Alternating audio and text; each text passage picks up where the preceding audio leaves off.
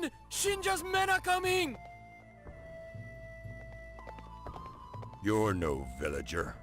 Kill your share of peasants and I'll find you a place in Shinja's band. Yeah!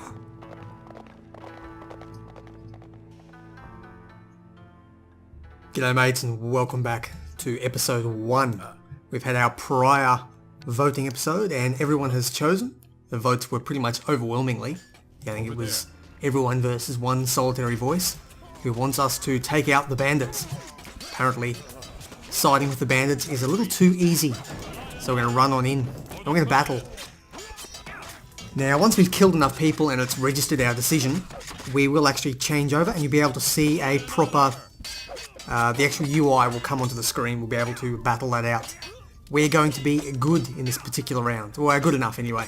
We're still going to be killing helpless peasants, but we will be protecting our own. In a minute now, it'll unlock and it'll allow me to start using some of his special abilities. For the time being, we are pretty much just stuck to regular attacking. And you can actually die in this. Killing the peasants is very easy, and there's almost no chance of death. The way we're going, it is actually possible to die, although pretty unlikely for the most part. We're going to have to knock them out though. There is no zoom level unfortunately, but I can rotate the camera a little bit. But beautiful game, came out in 2001 I believe. So beautiful graphics considering how old it is. And okay, we are into the game proper. So this is the beginning of something new, something good. I've gone against my upbringing and attacked the bandits to protect the peasants. Started something here and I must finish the job. So let's kill them all. We now have access to his special ability, which is an awesome little critical strike attack. Next time he attacks, he will then pretty much kill someone off. It uses up some of your stamina, and that is used up by running and all the other stuff like that. So we will be walking to most battles in future. That was surprisingly easy. There's no one left. Often there's quite a big second wave, but this time maybe we're a bit easier.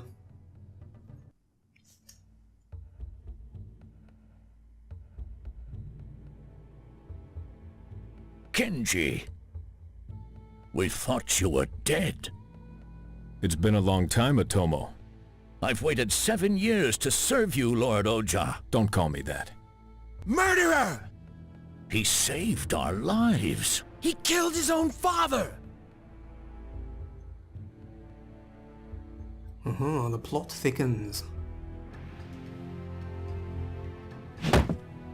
Look! It's Kenji!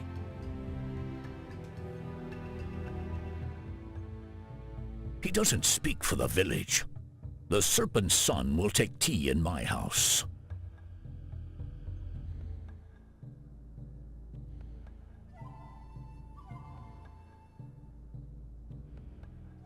The bandits work for Shinja? He rules the provinces to the north, and would rule this one too if he could. He seeks to rebuild the clan, but his methods are questionable. Shinja served my father loyally for years. He's tasted power, and won't give it up easily. But Shinja only rules because no one else will stand against the other clans. Wolf and Lotus are tearing what's left of your father's empire apart. I'm going to need Shinja. Then you'll have to beat him. Shinja rules 2 provinces from an old serpent fort here, while his hired archers haunt the eastern road, stealing what little remains. Break Shinja's forces, and he'll lose his will to fight. We have no soldiers, but the villagers stand ready to serve. What shall we do? Alrighty, we have ourselves the first map decision of where we're going to go. I'm not going to put this one to a vote, simply because the episode has barely begun and we're going to do both of these anyway. So that's where the big boss fort is. I think it might be worthwhile to weaken him a little bit first, take off his eastern province. The bandits must have driven these people out. But look, there's a peasant hut still standing. We should rebuild this village and make it our own. Alrighty then, let's kill off his bandits. We are the peasants this time, and we basically have That decision has chosen which clan we're going to be. We're going to have spearmen, we're going to have archers, we're going to be a fairly typical little Japanese or East Asian army, as opposed to the bandits, which have a little bit more modern stuff. They have musketeers and whatnot, but we're going to be sticking with archers and magic stuff all the way. Alright. So I wonder if that's going to be a major difference or not. Now these little huts, you see down the bottom left here, there is a timer ticking up. It will get slower and slower as we approach our population cap. But these are the people that we have. And each person can well become a soldier. We're going to be, they will come out in turn and they'll cycle through the number of peasants huts you have available. So the next one should come out of here. After this one here, it should come out of that one there. Yes, sir. Now I'm not aware of whether having more huts substantially increases this rate or not. But I know you can use Peasant Hut to control the balance of your army. See, this guy came out of here, and ooh, get out of the way. For the clan. Let's use your ability and kill him off. So how we train, these peasants are terrible fighters. If we send this guy in to fight, he will do, well, you just punched him with a little scythe thing. What we're going to do is we're actually going to train them up by building a dojo here. Alright. And I'm actually going to get, Yes, sir. actually you guys go build. Yes. I'm going to get you to gather some water. follow The the two trail. primary resources are rice and water. And it's a bit like minerals and Vespine gas, if you understand that. Yes. The benefit with water is it gets collected very, very quickly. They get a bucket, they drop it off. They go back and forth. Rice, as you can see on the map, are all these little white patches. So you can pretty much tell where the enemy base is going to be. It's going to be up here. They're going to need water, and they're going to need rice to build their armies. And we're pretty good. Now units will automatically heal over time. Now what I do here is I send them in to train, and they actually walk in and begin training. And now that peasant is gone. We're going to set a rally point over there, and we are going to train up a bunch of spearmen. Now, later missions will allow us to get quite creative with how we train them up. But for the time being, we just have spearmen. Later on, you can do what's called, you basically do what's called unit alchemy. So there are three primary things. There is a dojo, an archery range, and a, oh, it's been a while since I've played this game. I believe it's a fireworks hut or something like that. And they can all train. They train spearmen, they train archers, and they train little funny dudes. Oh, come back here. Actually, we might have our spearmen take him on. You can train little like firework guys that send off rockets and attack. Now, the real, I suppose, charm of this game comes when you start to combine them. I can send a spearman to go train in an archery range, and he'll come out as a new warrior who can do both ranged and melee combat.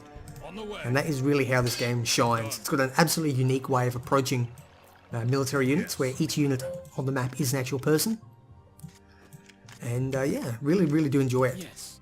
So we're going to tell everyone pretty much to rally in here. I don't want any more resource gatherers, so all of you are going to rally in there as you come out. Going. You come out as well, and we're not going to need much more water, I don't think, so you come out here Yes. and train as well. Going. Now you can get someone to water the rice and it will regrow faster, but I've not really, at least in the early game, encountered a reason where you need that much resource so quickly. Those guys are managing. We're not going to need a particularly powerful force here to go up. This is the only choke point into our base. There's all mountains over here. But we're going to approach through. If we run through the forest, you will notice down on the map a bunch of birds flying off, and that can often give you an early warning when somebody's coming to attack. And it works both ways. The AI will know we're coming if we run. So, we'll attempt to walk quietly and not alert them too much. You come over and queue up there. So at least in the early missions I will be showing most of the battles, although possibly as time goes on I might consider phasing some of that out. Now the way things work is, ooh wow, Kenji's dying a little bit. Face your master. At least in the early, with this game, what happens is as you battle, since we're the good side, we're building up yang points as we fight. So what you can actually do with the yang points is end up spending them on upgrading your soldiers. So there's no real resources you spend, you just earn more and more points by fighting. In this case, I'm actually going to build another dojo. So we seem to have a bit of a queue building up here, and there's nothing else I can train them in. They're all healing. You guys come on up. Now this game does have some problems with enemy spam occasionally, because as you get fewer and fewer units, you build them quicker and quicker. So as you're attacking a base, you can find the enemy will be pumping units out very, very quickly. We're going to run up here and might scare the birds off. Ooh, what have we found here? Later on we will get better units to set things on fire and actually do some real damage. But for now it's basically hitting the wooden building with our spears. I'm going to bring up a couple more soldiers. We are very limited in what we can do. As our resources max out, you actually want to start moving soldiers over and training them a bit more, because we're going to need, let's go for heart. I follow the dragon. You can actually start to, if you've got too many workers getting resources, you can actually start to run out and not have the soldiers required to face the enemy. Each individual soldier is very valuable. So we're going to need to keep our numbers up. Again though, it's a very early mission. There's no real strategy to it here. You just charge on in and take it out. You'll notice there, the HP, or not the HP, the blue line, their stamina is gradually decreasing as I run them around. So definitely something to be wary of. Poor little peasants, we're going to kill them all off. And there are unlimited amounts, they will just keep pouring out. So the goal really is actually to destroy these peasant huts. If I can take them all down, I will find myself in a much better position later on in the game. I think we're just going to... Looks like they're not attacking us. Oh yes they are. Kenji, you take that thing out. Come on mate, run away.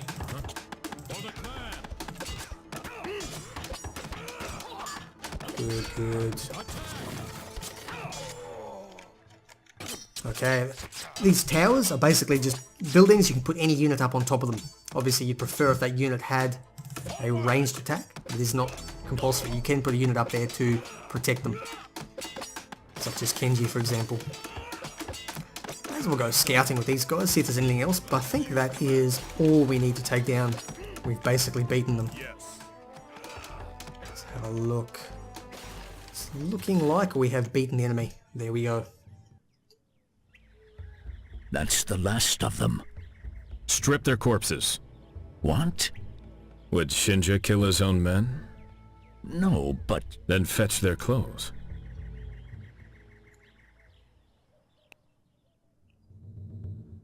Who are those lowlifes? Looks like the bandits Lord Shinja hired. Let them be. They're a harmless lot. Some pretty terrible voice acting in this game. Okay, now we have to take Shinja down. Now my understanding is that since we did that eastern mission, we are in a better position than we would be if we'd come in from the south, where we start with a tiny little rice patch and not a lot of buildable ground. Actually, there's a fair bit over here. But we're in a better position up here. We've got more rice available, and that will leave us in a better stead, I think, if I can find somewhere to build it. Now I'm going to need water. I need to build another house down here, actually. And I don't have any more builders. It's probably worthwhile sending somebody up. Now the interesting thing to note here is that there's water here, here, and here. Now you'd think the enemy base would have to be near one of those, or at least have a resource point. The fact is, they're actually up here somewhere, through this little choke point pass. And the issue with that, or the thing with that is it's the rice fields that are important. They can't be moved. You can actually build a well at a higher tech level, and they provide unlimited close range water. Right. So something to keep in mind. You can't actually take over all the water areas and starve them out. You do need to control the rice areas to properly beat your opponents. So. And ooh, okay, look at that, we have a Kabuki warrior. These guys are a mixture of range and fighting, and they are beastly powerful. We don't stand a chance against them. So let's be very careful how we proceed from here. Don't want to attack them too close. We do know though that they have some good forces up there. Let's keep our people down here. I'm going to want a tower. I'm going to need a lot more rice for that. You get on the water and you get some rice under control. Alrighty, I can throw myself a tower down here now. You're limited in how many you can build. And there's bloody attacks coming in. You're limited in how many you can build. You need to build additional structures later on to unlock more towers. But they provide excellent defense if you can get a ranged person up there. Okay, then I've got myself here an archery range. Yes. What we can do is send ourselves in a little villager. And we're going to have a powerful, powerful unit come out. So this particular race, I suppose you'd call me, this particular tribe that I'm going with, they have very, very powerful archers. You'll see me using them most of the game. They're almost an unbalanced, powerful, low-level unit. They're also very cheap to train.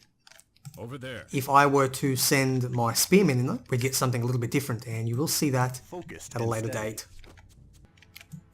Alrighty, we're going to send ourselves a spearman into this building, and they're going to train themselves up.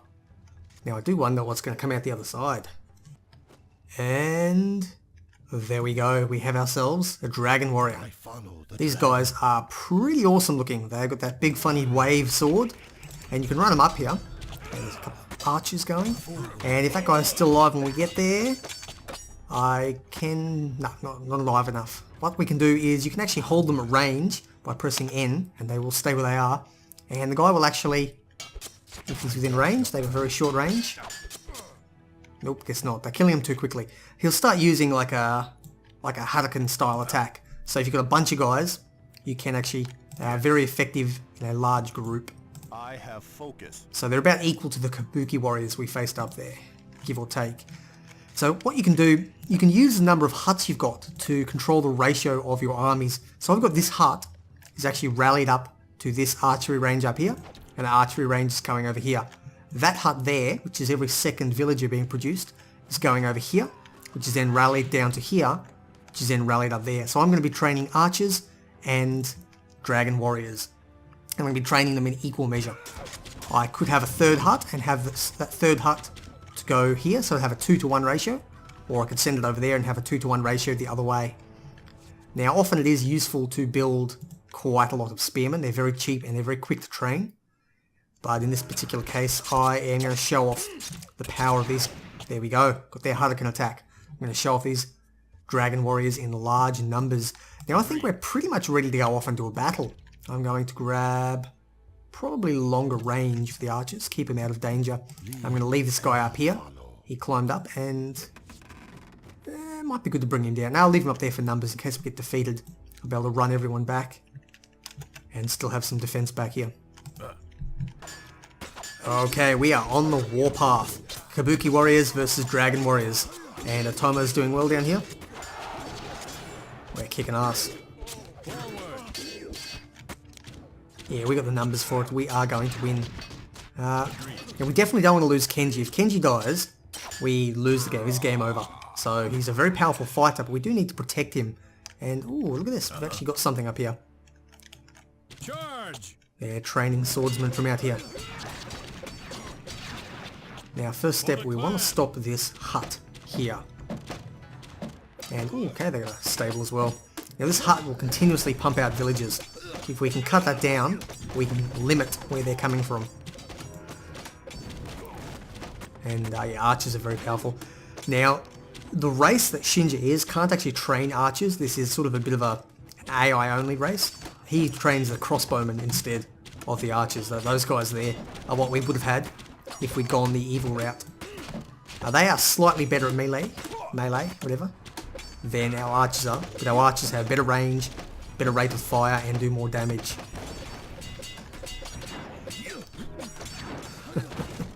There we go. Oh, well, there's actually a whole bunch of stuff out here. So we would have started very close to that base, and they would have had continuous attacks on us. The fact that we started a bit further away over here is a real benefit. And the fact that we did the other map first has unlocked archers. We would have to have done this only with spearmen.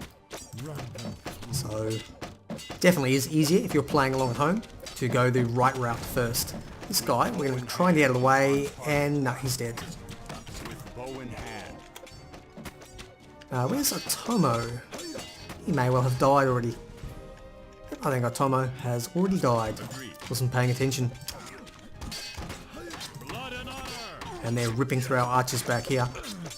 Again, it doesn't really matter so much because as our population decreases, we're pumping out more and more dudes down here, and we're just keeping it up. So really, staying on the attack is the way to go about it. You don't want to be totally depleted though. If you lose your guys too quickly, you will lose everything. I don't think there's anyone down there. Our main job now is to take out Shinja. So we're going to charge on in. Full frontal assault through the pass here. Agreed. Our archers should give us, we could probably get them up on the high ground if we went around over here. Have them raining down. They do a lot more damage. But, you know what, I might try that. Let's bring you guys up here. Focused and steady. I move. A lot of dragon warriors. We've lost too many archers. I do need to rebalance our forces a bit, I think. But for now, we're doing pretty well. You, It shall be. if you can range him, yep, we got him. It's a lot of damage if they actually hit him.